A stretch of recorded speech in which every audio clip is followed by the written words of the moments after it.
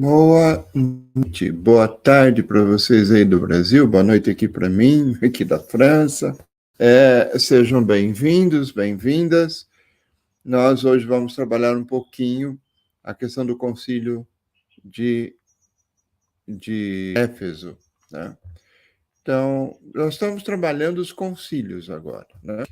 E vamos trabalhar hoje o concílio de Éfeso, vou falar um pouco do Papa que convocou, imperador, do contexto das disputas cristológicas e da afirmação de Maria como mãe de Deus.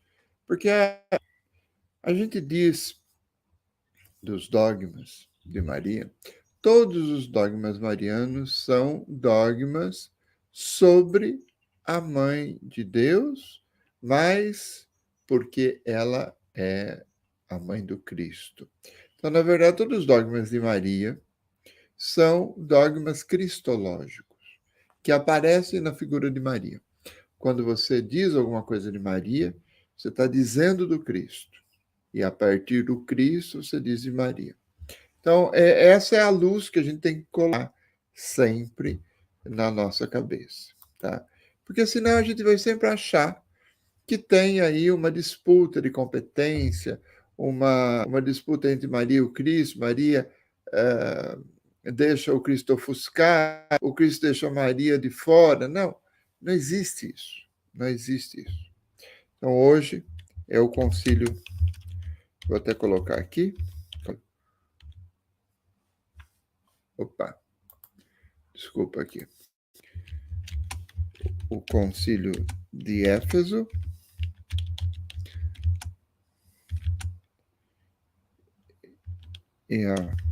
e a mãe de Deus. Tá? É esse o tema do nosso dia hoje, da nossa transmissão.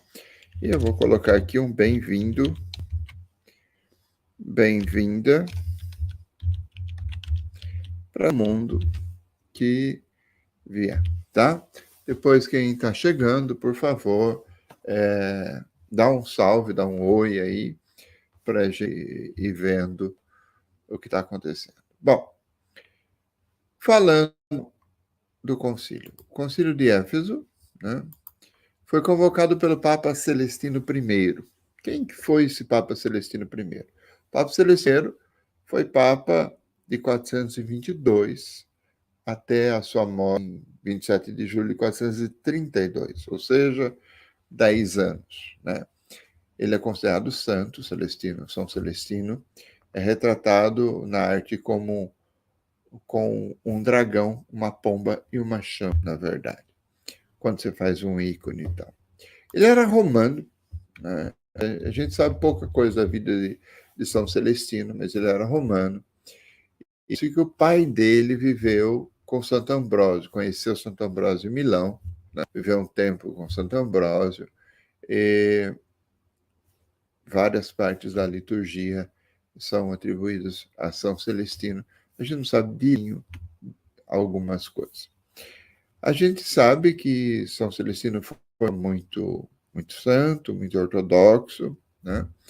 A gente sabe, é atribuído a ele, por exemplo, o que a gente chama de tão pastoral, né? Que ele teria começado a usar o que a gente chama de rula, quer dizer, aquele crucifixo que fica em cima do cajado, vamos dizer assim, né?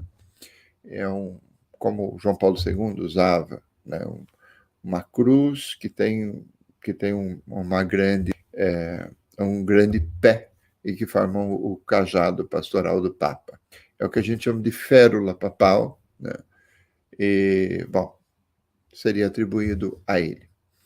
A gente sabe pouco da vida de São Celestino, na verdade. A gente sabe que ele mandou, por exemplo, ainda antes de morrer, São Patrício para evangelizar a Irlanda, né? E também que ele lutou muito contra os novacianos, que foi um grupo lá de Roma e tal, que ele proibiu o culto e tal. Então ele tem vários episódios na vida dele, tá? São Celestino acabou sendo enterrado no cemitério de Santa Priscila, em Roma, e agora os seus restos estão na Basílica de Santa Praxede, né? Então, ele não está na Basílica de São Pedro. Na verdade, ele está para Praxede. Na verdade, ela no Monte São Celestino, o Papa Celestino I, ele é o 43º Papa da Igreja Católica, né?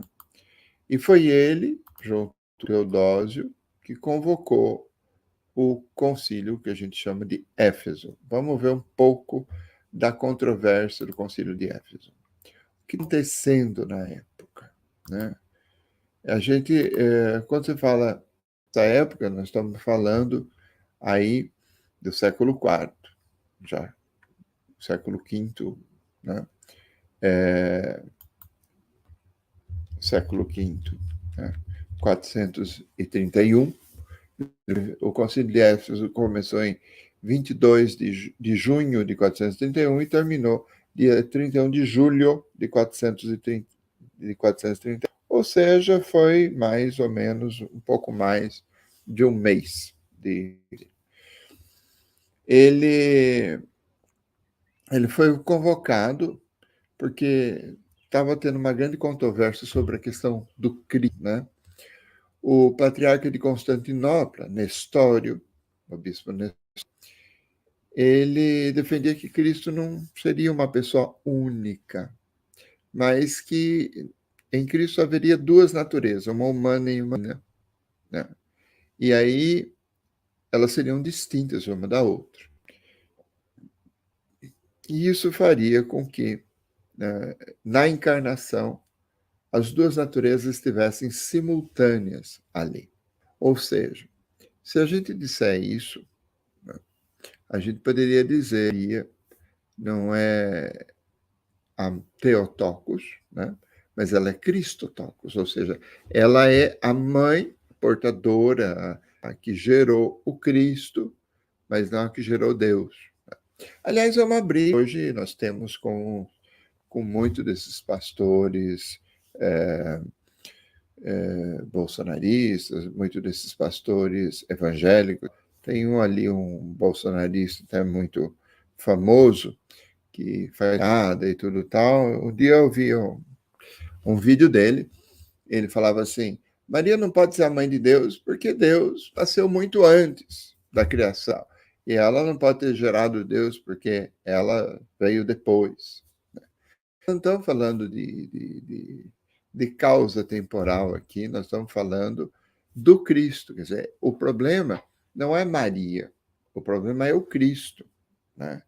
E aqui que a discussão da época era sobre a natureza de Cristo, ou seja, Jesus tem uma natureza só, ou ele tem duas.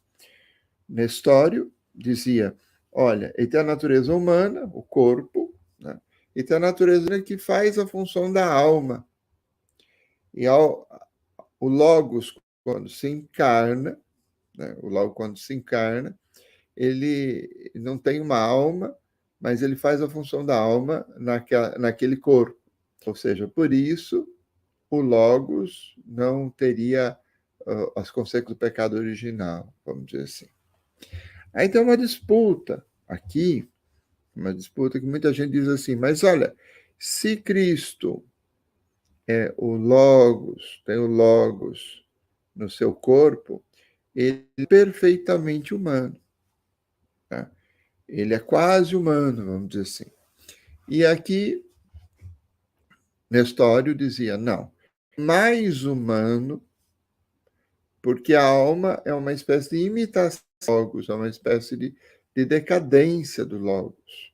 Então, ao Logos se encarnar, ele é mais humano do que os humanos. Bom, essa é uma disputa teológica meio séria, que foi feita por um patriarca, não foi feito por qualquer um, né? Um patriarca de Constantinopla, era um respeitado como hoje respeita, por exemplo, o Papa. Tá? Então, existia essa questão que estava aberta, como é que que tipo de natureza o Cristo tem. Essa é uma discussão, vamos dizer assim, para a mentalidade grega, muito importante. Para nós, é uma discussão que tem pouco a ver, mas para a mentalidade grega, ela era muito importante. Então, aí, quando você fala dessas duas naturezas, tem toda uma disputa aí. São Cirilo, de Alexandria, diz que não, né? Ele contrariava Nestório e ficou dois partidos muito grandes. Nestório, Constantinopla, São Cirilo, Alexandria, que também era bispo e grande teólogo e tal. E ele dizia que não, olha, o Cristo tem que ser uma natureza só, uma natureza integrada. Não dá para dizer que tem duas naturezas. É apenas o Cristo, senão ele vai ficar deslocado, vamos dizer assim. Ele não integrou direito a natureza. Bom, essa é uma discussão técnica, vamos dizer assim, para a época, importante, para nós, hoje, um pouco estranha, mas que se manifesta ainda hoje, por exemplo, ainda hoje existe essa disputa falando da mãe de Deus. Quando você disputa a mãe de Deus, o pessoal quer dizer que ela não é a mãe de Deus, né? Maria não é a mãe de Deus, mas a mãe do Cristo, né? Da figura humana de Cristo. O problema é que os padres dizem não dá para separar figura humana, figura divina aqui. A encarnação ela foi tão unida na carne, humanidade, que não dá para você separar, nem idealmente falando. Bom, quando você expõe um pouco, não sei se eu expus muito bem para que as pessoas entendessem, mas tentei fazer o melhor possível, né? Essa é uma disputa muito grande, e o Nestório, que era, vamos dizer assim, amigo do imperador romano do Oriente, que também morava em Constantinopla, Teodósio, né? Ele diz, olha, vou convocar o concílio, então, porque ele tinha a esperança de que, de que o outro partido, né, São Cirilo, outros que fossem contra, né? São Cirilo, patriarca de Alexandria, que fossem contra, fossem eles os que fossem condenados por heresia. Nestório propõe a Teodósio, Teodósio convoca, fala com o Papa, mandam carta para a cidade toda, e em junho de 431, com aproximadamente 250 bispos presentes, começa-se o concílio, né? 250 bispos presentes, são delegações, são todos os bispos que estão lá. Aliás, a parte ocidental, que é a parte que pertencia a Roma, tinha pouca gente, e os representantes do Papa, mas não tinha muitos bispos presentes. Na verdade, Éfeso foi um concílio convocado com muito mais bispos orientais do que orientais. Mas não importa. Foi ali, começaram, e aí começou toda uma celeuma entre São Cirilo de Alexandria e Nestório e tal. E foi toda uma questão, e nesses toda questão teológica colocada ali. Há quem diga que os guardas que o imperador mandou para Éfeso ali, que mandaram tirar mandaram sair todas as pessoas que não eram de Éfeso, todos os estrangeiros, que eles, a princípio, eles tenderam a ajudar um pouco Nestório, mas que depois, aos poucos, São Cirilo de Alexandria conseguiu convencer o imperador e os bispos da época, e eles acabaram condenando o nestorianismo, ou seja, todos os partidários de Nestório que diziam que em Jesus nós temos duas naturezas, né? Uma natureza humana e uma natureza divina, e que elas são meio que paralelas, vamos dizer assim, né? O concílio acabou condenando o nestorianismo, acabou condenando o pelagianismo, né, que também era uma corrente teológica muito forte naquela época. Pelágio foi um bispo e um teólogo que dizia que nós temos que fazer a nossa própria salvação, vamos dizer assim. Então, quando você fala pelagianismo, você fala de fazer esforço para se salvar, né? O pelagianismo, por exemplo, ele é um conceito teológico que negava o pecado original, negava a corrupção da natureza humana, negava o arbítrio, a necessidade da graça para a salvação e tal. Na verdade, né, o pelagianismo faz com que todo homem seja responsável pela própria salvação. Então, eu vou me esforçar, eu fazer penitência, para eu conseguir o céu, vamos dizer assim. Segundo os pelagianos, todo homem nasce moralmente neutro. Então, veja, eles não acreditam na questão do pecado original, da corrupção vinda pelo pecado original, né? Sendo capaz por si mesmo, sem qualquer influência divina, de salvar-se quando assim o desejar. Uma das grandes disputas durante a Reforma Protestante versou sobre a extensão do pecado original. Ou seja, existia uma controvérsia entre Pelágio e Agostinho sobre o assunto, né? Pelágio dizia, não, nós somos moralmente neutros, nascemos moralmente bons, né? Ou não, moralmente neutros, desculpe, e podemos evoluir para o bem ou para o mal. Santo Agostinho diz, olha, nós já nascemos com uma tendência para o pecado, o que se chama de pecado original, né? E aí, nós sempre caindo, a gente está sempre indo para baixo. Bom, o Concílio de Éfeso, ele condena o pelagianismo, que é essa doutrina do autoesforço, vamos dizer assim, porque se você tem o esforço para ser salvo, você não precisa de Jesus Cristo, você não precisa da cruz. Jesus morreu para quê? Para quê? Para fazer uma historinha de teatro, vamos dizer assim, né? Boa noite, Maria Helena, tudo bem? Seja bem-vinda, né? E então o Concílio de Éfeso condena o nestorianismo, nós já falamos da questão das naturezas de Cristo, que dá do título que você vai dar à Mãe de Deus, né? A Nossa Senhora, Mãe de Deus ou Mãe de Cristo, que envolve não só o título de Maria, mas as naturezas como a encarnação se deu, tá? E o concílio também ele nega o que a gente chama de pré-milenarismo. Existia também uma corrente na época, uma corrente teológica, que dizia que, interpretando o livro do Apocalipse, que o reino de Cristo seria um reino de 1000 anos. Desculpa, eu estou cansado hoje. Em todo caso, que seria um reino de 1000 anos.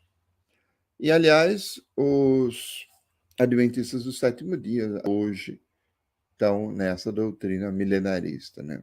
Cristo vai voltar e aí ele tem 1000 anos de reinado. O que a gente precisa saber é o que vai fazer depois do reinado, né? Vai fazer o quê? Acabou os 1000 anos, acabou o quê? Na verdade, a escatologia cristã ela é um pouco maior do que isso, né? Se baseia muito em Agostinho, mas ela é muito maior do que isso. Então, nós temos o Concílio de Éfeso, definindo algumas coisas, né? Definindo o quê? Definindo como a encarnação de nosso Senhor Jesus Cristo se dá, definindo como que o esforço para salvar, nós dependemos da graça ou dependemos de nós mesmos, né? E ao condenar o milenarismo, o nestorianismo e a questão do pelagismo, né, ele define, proclama a maternidade divina da Virgem. Ele chama Maria de Theotokos, portadora, geradora de Deus. Porque ela não está querendo falar de Deus Pai, da Trindade. Ele está falando simplesmente Cristo. Mas para afirmar que o Cristo é Deus, ele afirma que Maria é a mãe de Deus. Veja, então todos os dogmas marianos são dogmas cristológicos. Dependem do Cristo e brotam dele. Tá? O problema é que a igreja assíria do Oriente, ela não reconhece esse concílio. E não reconhece, a partir desse concílio, ela não reconhece mais nenhum dos posteriores. É claro, porque a igreja assíria do Oriente é a que acabou ficando com a doutrina de Nestório. Não vamos entrar um pouco nisso, tá? Não interessa muito essa questão.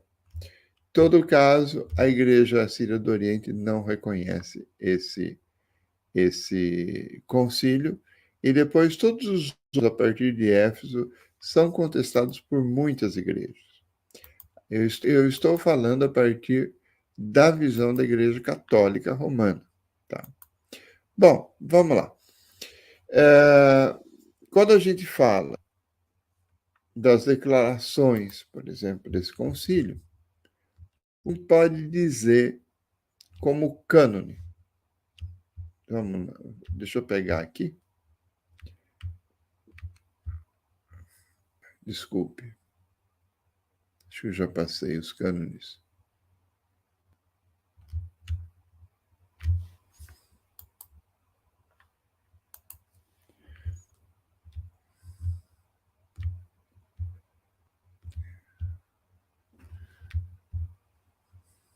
Aqui.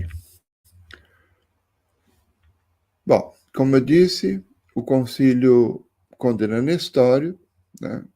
Nestório acaba indo para um mosteiro e fica por lá. Ao final da vida dele, ele renuncia às suas teses, né? Mas Nestório, ele imagina que ele conseguiu fazer um termo médio, por exemplo, que ele quer dizer justamente que a mãe de Cristo, ela é a mãe de Cristo, né? Então, ele tenta fazer uma formulação que não atinja a natureza de Jesus e que atinja e que preserve a mãe do Senhor.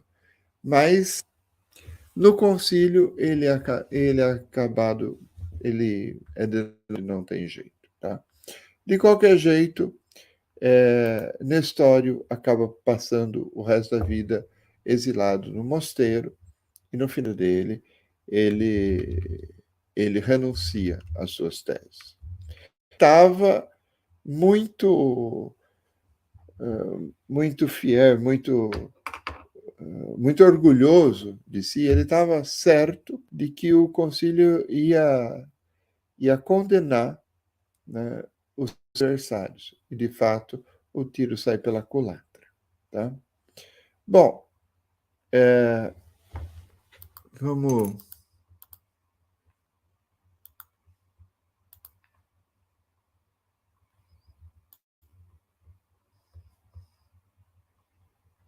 sim, os cânones. O cânone 1 a 5 diz assim: os primeiros cânones condenam Nestório como herege. O cânon primeiro diz assim: quem não confessar que o Emmanuel é Deus e que a Santa Virgem é mãe de Deus, por essa razão seja anátema. Veja, quem não confessar que o Emmanuel é Deus, o Cristo é Deus, Jesus Cristo é Deus, e que a Santa Virgem é mãe de Deus, mãe de Cristo, e que Cristo é Deus, por essa razão seja anátema. O cânon sexto diz assim, o cânon sexto decreta a deposição do cargo administrativo de todo mundo que não aceite o concílio. Então, veja, Nestório perdeu o cargo dele, justamente por isso. Tá? Todo mundo fica excomungado e perde o cargo aquele que não aceitar os decretos do concílio. Ali é uma grande dificuldade do Concílio Vaticano I, porque o Vaticano II, porque o Concílio Vaticano II não decretou isso, porque deveria ter perdido o cargo muita gente que não aceita até hoje o Concílio Vaticano II. Mas não vamos entrar nisso. O cânon condenou qualquer tipo de desvio do credo estabelecido pelo Concílio de Niceia, ou seja, Éfeso confirma em particular, não a parte de só a primeira parte de Niceia. E o cânon 8 condena a interferência de qualquer bispo fora da sua província eclesiástica. Estava dando muita bagunça, um bispo estava interferindo, um arcebispo interferindo na igreja em outro lugar e tal.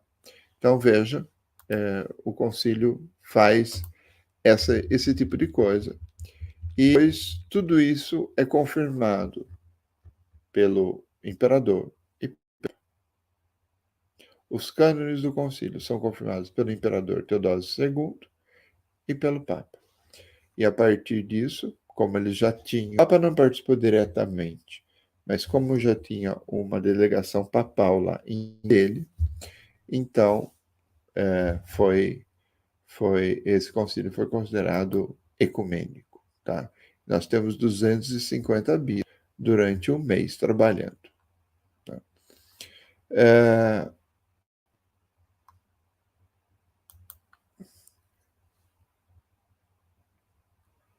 Aqui diz assim, o texto do concílio diz assim sobre Maria. A humanidade a qual a Virgem Maria deu à luz sempre foi a do próprio Filho de Deus. A humanidade a qual a Santíssima Virgem deu à luz sempre foi a humanidade do próprio Filho de Deus. Esta é a razão a Igreja Assíria do Oriente está rezando para a Virgem Maria como mãe de Cristo, nosso Deus e Salvador. À luz dessa mesma fé, a tradição católica se dirige à Virgem Maria, mãe de Deus e também como mãe de Cristo. Então, esse é o texto em que a Igreja Católica se dirige à Virgem Maria como mãe de Deus. Os bispos são aclamados no Concílio de Éfeso pela população local, que queria justamente que a Virgem Maria fosse declarada como mãe de Deus. Então, o fato de ser mãe de Cristo não contaria ser mãe de Deus. E de Deus justamente porque é a mãe do Cristo, que é o Filho de Deus, o Logos encarnado. Né? Justamente. Então, nós temos o Concílio de Éfeso declarando algumas coisas. Primeira delas, a gente se salva por graça divina e não por penitência própria. Né? Segundo, o Cristo Salvador, ele é o Filho de Deus encarnado. E ele assumiu tanto a humanidade que nós temos uma natureza só em Cristo, não temos duas naturezas, temos uma só. E essa natureza do Cristo, nós fazemos com que ela nasceu da Virgem Maria, e sabendo que ela nasceu da Virgem Maria, nós podemos dizer que é mãe de Cristo e é mãe de Deus. Então, são as definições do Concílio de Éfeso. Tá? Por que isso é importante? Porque isso começa a colocar algumas escoras na teologia. Né? E a partir daqui, tem escoras, tem uma espécie de espinha dorsal para pensar a teologia. Porque senão a gente começa a cair fora da teologia, cair fora e falar qualquer bobagem.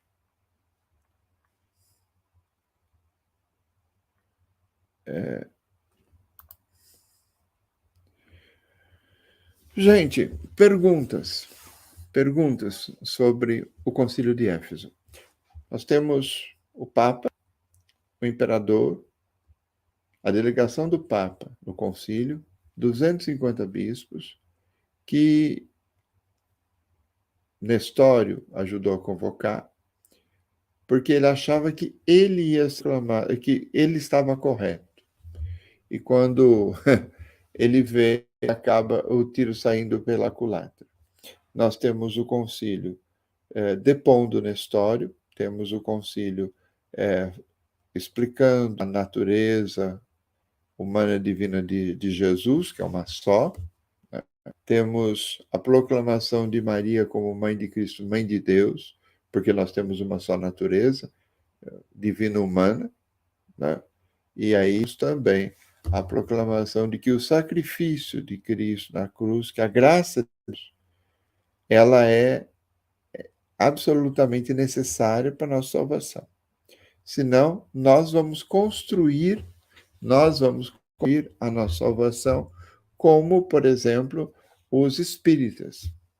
Você tem que, ao fazer uma coisa ruim, você tem que fazer uma coisa boa para anular, porque é você que constrói. Deus é um matemático que vê sempre, faz sempre a conta, e ele não perdoa ninguém. Então, ele não trata as pessoas como seres humanos, mas como matemática, como fã.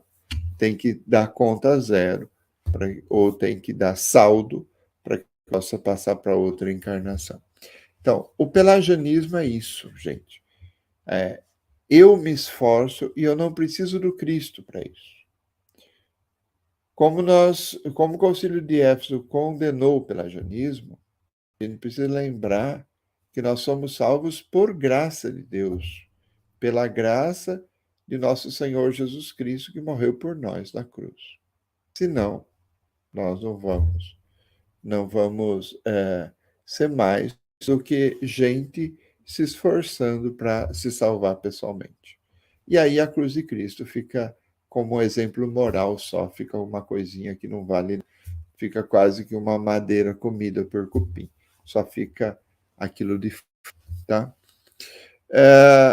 Por isso que nós temos o concílio, né, o concílio de Éfeso, chamado pelo Papa, convocado pelo imperador e pelo Papa Celestino I, que acaba colocando as coisas nos devidos lugares. Tá? O Papa morre enquanto está tendo o concílio, pois, e aí o seu sucessor é que vai confirmar o concílio de Éfeso. Né? Todas as decisões e as coisas do concílio de Éfeso. Bom, o concílio é importante para a igreja, porque, primeiro, ele é sempre manifestação do Espírito Santo para nós, né? E sendo manifestação do Espírito Santo para nós, ele vai nos dando a vertebral. A coluna vertebral da teologia começa a nascer nesses concílios. Jerusalém, Éfeso, Constantinopla, Niceia. Esses concílios vão dando a coluna vertebral que a gente não pode fora. Então, se você é catequista, é preciso que você entenda um pouco o contexto da época, a discussão da época E por que o concílio acabou optando por isso? Veja, nós estamos muitos séculos depois, né? E o ano que vem nós vamos celebrar 1.700 anos de Nicéia, que foi em 325. Então, o ano que vem nós vamos celebrar os 1.700 anos de Nicéia. E quando os concílios vão se desenvolvendo, não só eles vão resolvendo as controvérsias teológicas, mas eles vão nos dando as definições que hoje nós temos na Igreja Católica. Então, você que é catequista, tem que estudar um pouco, tem que ler um pouco sobre os concílios, tem que saber do que se trata, porque senão a gente acaba caindo em heresia, em erro, dando razão para quem não tem razão, né? Como é o caso, por exemplo, Maria foi declarada a Theotokos, a mãe de Deus, no concílio, e até hoje tem gente falando bobagem, falando que ela é só mãe do Cristo, só da natureza humana, só do lado humano de Jesus, como se Jesus fosse metade humano e metade Deus. Não, se for para ser metade e metade, ele não é nada, ok? Bom, meu irmão, minha irmã, eu espero que vocês tenham entendido essas questões. Eu estou vendo aqui o horário que nós temos, né? Se vocês tiverem questões, dúvidas, podem colocar agora, mas também, se essas dúvidas aparecerem para você que está vendo o vídeo depois, você pode colocar no comentário que eu respondo. Não tem problema nenhum. Alguém tem dúvida aí? Quem está assistindo o nosso vídeo, por favor, coloque aí de onde você é, para eu dar um salve a você, quem sabe. Escreva aí o seu nome e a sua diocese, para eu dar um salve para você, poder colocar aqui aqui o Eduardo. Ah, o Eduardo Leal. Oi, Eduardo, tudo bem? Um grande abraço de Portugal. Você está bem, Padre Eduardo? Espero que não esteja muito cansado. Padre novo trabalha demais em geral e a gente acaba ficando um pouco esgotado. Espero que você esteja bem. Sei que você tem várias paróquias aí que se virar com as coisas aí. Portugal tá não fácil. Eu também estou com saudade de você. Tudo bem? Eu quero ver o seu Facebook, eu não sabia. Quero ver depois o seu Face, tá? E quem sabe me mande notícias, por favor. Né? Ah, Regina, minha tia Regina, eu sou de Dois Córregos. Essa é minha tia de sangue.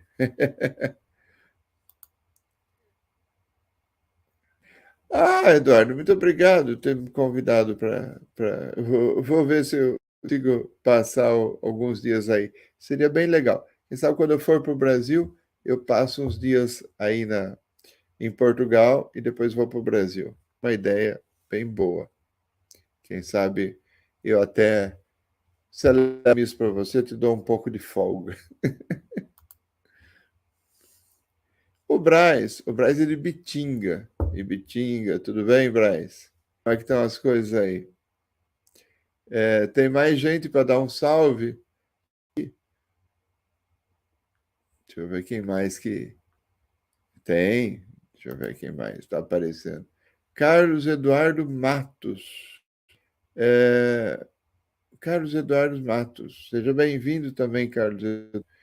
Eu agora. E da onde você é, Carlos? Coloque aí, por favor. Da onde você é.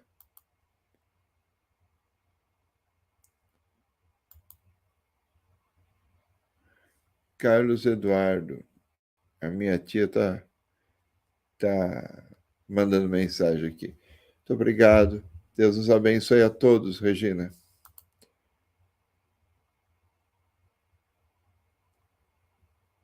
Agora que eu vi que é você. Eu vi Carlos Eduardo Matos, eu falei, quem que é esse Carlos? E eu não estou vendo direito a foto que eu vi. Meu amigo, eu jantei com ele agora.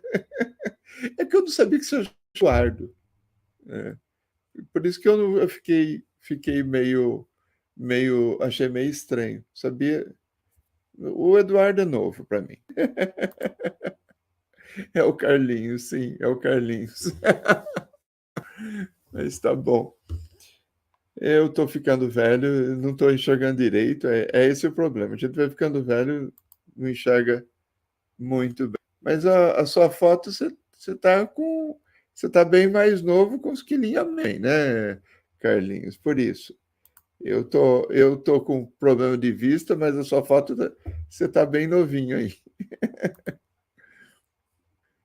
Maria Helena Araújo Soares, sou da paróquia Nossa Senhora Aparecida de Oureto, Rondônia, diocese de Ji-Paraná.